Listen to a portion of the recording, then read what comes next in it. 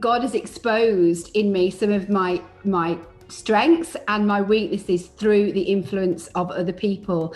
I've got to know what's not right about me, what needs the loving kindness of God, and what about me as a leader can really grow and be my gift and contribution. So I feel like God shines a light on character rather than the skills and the competencies in a way that just actually expose your desperate need for him. If you're going to influence other people, you need him even more in your walk with him. Massively. And leadership is a journey, isn't it? It's not something that you don't become a leader today. You're constantly changing. And I think whatever we're doing in life, we always have to change to kind of fit where we are. But I've had to reflect a lot. I've learned to become a lot more patient and really take my time. I've learned humility, and not false humility, by being blessed by things and getting stuff, but being able to bless others and seeing their lives change. That for me has been everything, actually, in the last sort of 12 months. Seeing the lives of other people change has been everything. But understanding that you've got to be who you say you are all the time. That's a journey that God's taken me down many a time, to reflect on how I do things and how I speak to people. But I'd certainly say that's the biggest one for me. I think leadership is really a journey of self-discovery, a journey of development. It's made me less selfish, if you like. Leadership is about, as I say, enabling other people to thrive, think about the business, think about the team, rather than necessarily think about your own career or your own rewards. So I think leadership has very practically made me more centered on other people, drives me to take action for the benefit of the team rather than myself. In many ways, I think there's a parallel about becoming a parent. As you lead a child, you focus on them. And I think as a leader of a team or a business, your focus becomes onto that team and business. So I think God's developed my character through leadership to become much less self-orientated. I think the word it's humbled me, really. I think anytime you hear someone give you positive feedback, and then when I'm inspiring people in my peer or younger than me, it's really humbling, and it causes me to go on my knees more and pray more. Integrity, humility, patience, and not being afraid to ask for help, because we don't know everything. I think it's occupational hazard, being in a position of leadership, whether it's in community, in business, or in the church, that automatically some people assume that you've got it all together and that you know everything and that, you can do no wrong. But actually, and many a time, there's stuff that's come up that I've been so uncertain of, or I've been uncertain of how to go about addressing an issue. And asking for help is critical. In my world, in consultancy, we often have to get a lot of things done in quite short timescales. So one of my characteristics of leadership is, I guess, what you would call pace setting the pace for a team to solve a problem, to complete a project within a particular timescale and within a budget. And that's the characteristics that's, I guess, driven partly by that environment and in order to be successful in that environment. But that's been a key characteristic for me in that. The other really important one for me is coaching.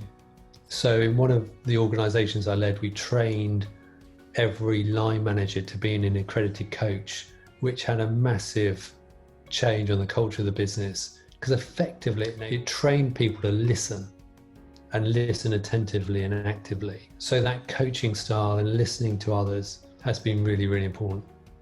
It basically said there isn't a type of person that should be a leader. You can be all different kind, introverted, extroverted, strategic, innovative, but actually there were some characteristics of a leader that went beyond the type of person that you were.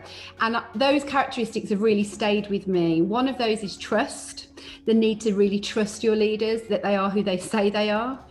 Another is stability. That is that they are who they are every day, that there's a security about them, that they are who they say they're going to be. Another one of those is hope, and leaders should be dealers in hope, bringing that perspective of we can do this, we can get beyond this.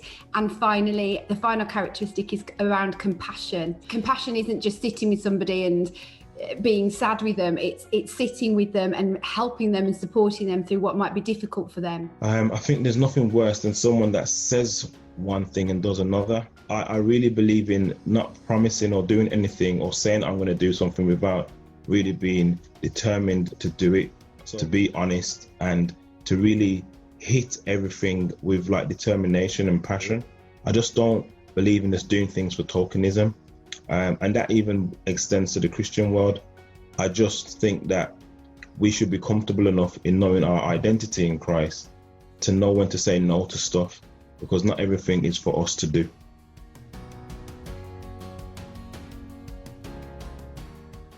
He is undefended. He doesn't have an ego to defend. He doesn't have a career to go up. He doesn't have wealth he wants to accumulate. So, undefended leader, he didn't lead for himself. He led for the benefit of others, for the benefit of the world. Stepping outside the box and coming out your comfort zone. Jesus was at the well talking to the woman at the well, and he asked this woman for a drink. He didn't need to do it, but he was teaching us, or teaching me, a leadership lesson that sometimes we have to be humble enough to go to the people where they are at. And I've found that when I've had the most successful projects is when I've gone to the local communities, to the people on the ground, and asked them questions. So what do you think I could do to help improve mental health with particular Black men within Birmingham? And when I started to value their opinion and get them involved with their ideas, and I found that the project was much more powerful. So it wasn't so much, like we would do today in our world. You do this, you do that, you do this, you do that. It was more a case of find your purpose, and I'm going to serve you in that process of you finding your purpose. He is just the beautiful example of what leadership should be. He manages to spot the individual and knows them. He leads them in a way that they need. And I think the other thing is about his availability. Manages to make time always in his schedule for what is going on. He made room at the table for whoever wanted to be in that space.